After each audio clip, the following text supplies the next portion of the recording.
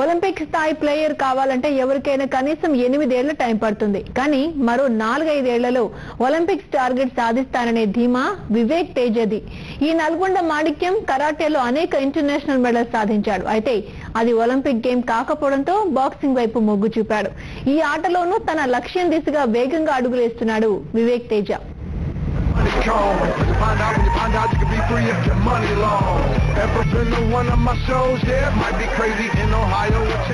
ఓ ఆటలో అత్యున్నత స్థాయికి చేరాక మరో ఆటకు షిఫ్ట్ కావడం అంత ఈజీ కాదు.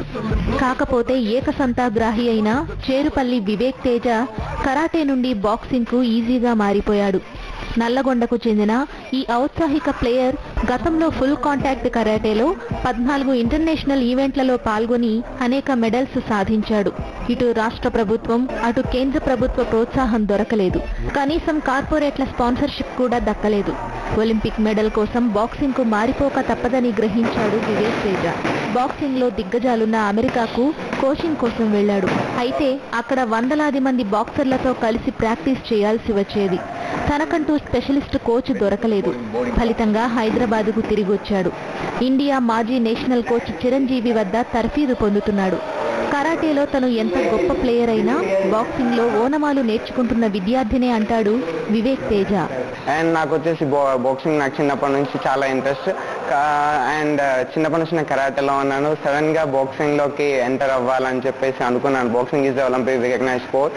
అండ్ రైట్ నౌ నేను చిరంజీవి గారి దగ్గర ట్రైనింగ్ తీసుకుంటున్నాను. And he's an excellent coach. చాలా బాగా ట్రైనింగ్ ఇస్తారు. And I feel very happy. బాక్సింగ్లో నేను ఇప్పుడే స్టార్ట్ అయ్యాను అండ్ గ్రోయింగ్ స్టేజ్లో ఉన్నాను. అండ్ డెఫినెట్లీ బాక్సింగ్లో కూడా నేను మరిన్ని టోర్నమెంట్స్ విన్ అయ్యి నాకంటూ ఒక మార్క్ని స్థాపించుకుంటాను. కరాటేలో మంచి ప్లేయర్ అయినందున బాక్సింగ్ ను త్వరగా నేర్చుకుంటున్నాడని, వచ్చే నెల రాష్ట్ర బాక్సింగ్ పోటీల్లో తొలి పరీక్షలో నెగ్గుతాడనే ఆత్మవిశ్వాసాన్ని కోచ్ చిరంజీవి చెబుతారు. Boxing and karate they are the same family games. ఇవి మార్షల్ ఆర్ట్లో boxing also one of the martial art. ఈ అబ్బాయికి ఒక ప్రావీణ్యత అనేది ఉంది ముందు ఈ ఆటలో. దాన్ని ఎలా గ్రహించానంటే ఇది రిఫ్లెక్సెస్ ఆర్ ప్రెటీ గుడ్.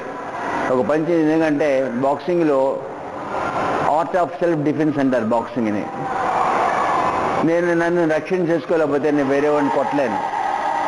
ఆ రక్షణ చేసుకునే దాంట్లో చాలా నేచురల్ అబిలిటీ ఉంది ఈ అబ్బాయిలో. దీంట్లో కొత్త fundamentals, every game has got own fundamentals. అట్లానే ఇప్పుడు ఈ బాక్సింగ్లో ఫండమెంటల్స్ ఇప్పుడు నేర్చుకుంటున్నాడు. Made in appearance is going to make in the senior state championship of Telangana.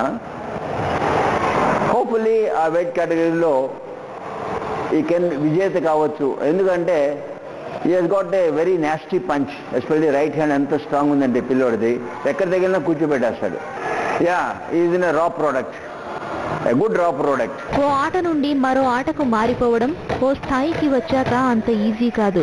కానీ కరాటే, బాక్సింగ్లు రెండు కంబాటివ్ గేమ్స్ అయినందున కరాటేలో మెడల్స్ సాధించిన వివేక్ తేజ బాక్సింగ్లో వడివడిగా అడుగులేస్తున్నాడు.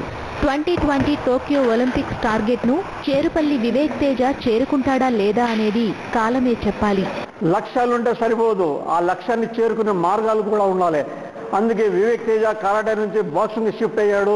ఈ బాక్సింగ్లో కూడా సరైన కోచ్ వద్ద చేరాడు. చిరంజీవి వద్ద అతను ఓనమాలు నేర్చుకుంటున్న ప్రస్తుతం. అయితే ఖచ్చితంగా ఫాస్ట్గా నేర్చుకోవడంతో త్వరలోనే అతను మాస్టర్ అవుతాడని చెప్పి, నేషనల్ లెవెల్లో పథకాలు సాధిస్తాడని చెప్పేసి కోచ్ కూడా ఆత్మవిశ్వాసం చెప్తున్నాడు.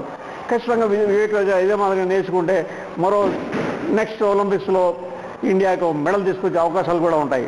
ఇప్పుడు సేమ్ శ్రీనివాస్, జయ శ్రీనివాస్, సాక్షి న్యూస్, హైదరాబాద్.